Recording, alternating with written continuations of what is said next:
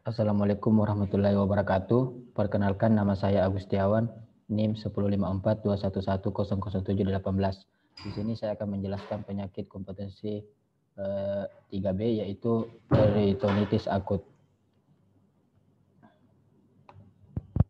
Di mana peritonitis ini adalah keadaan akut abdomen yang terdiri dari kumpulan gejala yang sering dijumpai akibat inflamasi dan infeksi selaput peritoneum rongga abdomen karena bakteri, kimiawi, atau darah.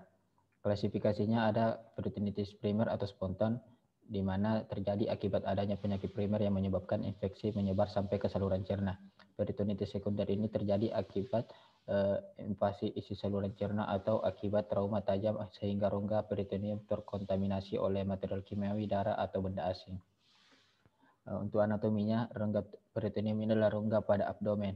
Batas-batas peritoneum itu untuk superior ada diafragma, inferior pelvis floor, posterior retroperitoneum, dan anterior ada di dinding abdomen. Terdiri dari peritoneum visceral dan parietal. Peritoneum visceral relatif tidak sensitif dan berespon terhadap regangan. Peritoneum parietal mempunyai komponen somatik dan visceral. Melokalisasi stimulus menimbulkan defense muskular dan nyeri. Peritoneum visceral yang melapisi small intestine, appendix, colon ascendens mendapat perserapan dari thoracal segmen 10. Untuk fisiologinya, permukaan peritoneum memungkinkan pergerakan usus halus dalam rongga peritoneum dengan adanya cairan bebas kurang lebih 50 ml. Sebagai tempat pertukaran cairan, berespon apabila terjadi kerusakan jaringan atau infeksi, memudahkan pergerakan omentum, mengeliminasi bakteri dan konten toksik, dan prevensi nyeri itu di peritoneum parietal.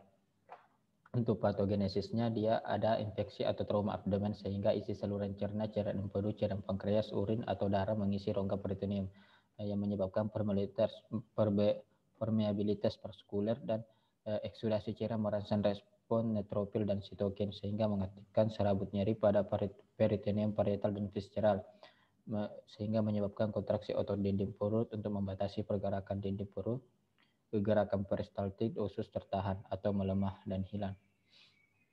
Ini adalah gambar rongga abdomen yang berpotensi menjadi lokasi abses. Jadi untuk respon primernya itu dia ada peradangan membran. Untuk injurinya dia sel emas mengeluarkan histamin sehingga terjadi peningkatan permeabilitas membran di peritoneum dan terjadi peningkatan vaskuler peritoneum, transudasi cairan dan eksudasi cairan sehingga cairan bebas pada peritoneum. Selanjutnya ada hipovolemia, mana inflamasinya ini menyebabkan vasodilatasi dan eksudasi cairan ke dalam rongga peritoneum dan jaringan ikat longgar subendotelial. Adanya usus yang atonik dan berdilatasi juga akan mengakumulasikan cairan dalam lumen sehingga gangguan absorpsi cairan dan kehilangan cairan 6-10 liter per 24 jam sehingga dapat menyebabkan shock hipovolemik. Respon primer ini juga menyebabkan peningkatan tekanan endobdomen. Jadi iritasi peritoneum ini menyebabkan hipermotilitas dan depresi motilitas usus sehingga terjadi ileus paralitik.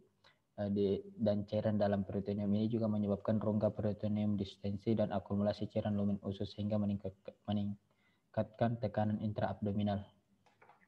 Selanjutnya ada respon sekunder. Respon sekunder ini terbagi lagi menjadi respon endokrin. Respon endokrin ini menyebabkan peritonitis sehingga stimuli organ endokrin dan medula adrenal mengeluarkan adrenalin dan noradrenalin sehingga terjadi vasokonstriksi sistemik dan takikardi. Peritonitis juga menyebabkan hipovolemik sehingga sekresi aldosteron dan ADH meningkat sehingga retensi air dan natrium terjadi. Retensi air dan natrium. Untuk respon jantung, dia terjadi penurunan volume cairan ekstraseluler sehingga terjadi penurunan venous return dan cardiac output dan terjadi pemberian cairan intravena. Respon respirasi. Respirasi ini ada peritonitis yang menyebabkan edema peritoneum sehingga terjadi distensi abdomen dan nyeri yang menghambat gerakan napas sehingga frekuensi pernapasan meningkat dan terjadi hipoksia dan yang terakhir terjadi alkolisis respiratorik. Untuk respon ginjalnya, peritonitis ini menyebabkan hipovolemik dan CO menurun, sehingga penurunan renal blood flow dan GFR, sehingga sekresi aldosteron dan ADH meningkat menyebabkan reabsorpsi garam air, dan kalium meningkat. Untuk gejala dan tanda klinisnya untuk peritonitis primer itu terjadi kadang asimptomatik, nyeri abdomen, demam, mual dan muntah, diare, distensi abdomen, nyeri tekan, nyeri lepas, bising, usus berkurang atau hilang, oligouri, dan tanda shock septic. Untuk peritonitis sekundernya itu ada nyeri abdomen yang bersifat tumpul, anoreksia, mual dan muntah, demam di atas 38 derajat Celcius, shock septic atau takikardi, takipneu, hipotensi, oligouria, hipotermia, dan multiple organ failure. Pemeriksaan fisik untuk infeksi, kita infeksi abdomennya tanpa agak cembung, terus auskultasinya kita dengar apakah ada bising yang melemah atau hilang. Selanjutnya palpasi. Untuk palpasi kita periksa apakah ada nyeri tekan, nyeri lepas atau rigiditas abdomen. Untuk perkusinya kita ada kesang ascites. Untuk pemeriksaan penunjangnya itu ada parasintesis atau menilai cairan ascites. Komponen yang dinilai itu jumlah leukosit meningkat, bakteri gram positif dan sedimen, hipoalbuminemia, konsentrasi laktat di atas 25 mg per desiliter, dan pH-nya kurang dari 7,35.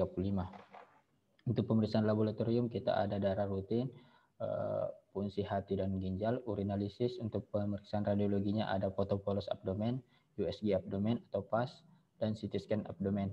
Untuk penata laksanaan peritonitis primer itu ada pasang NGT untuk resusitasi cairan dan pasang kateter uretra untuk antibiotik 4 sesuai hasil kultur. Untuk penata laksanaan peritonitis sekunder ada evaluasi dan penanganan keadaan umum. Untuk evaluasinya kita memberikan antibiotik untuk evaluasi sumber infeksi.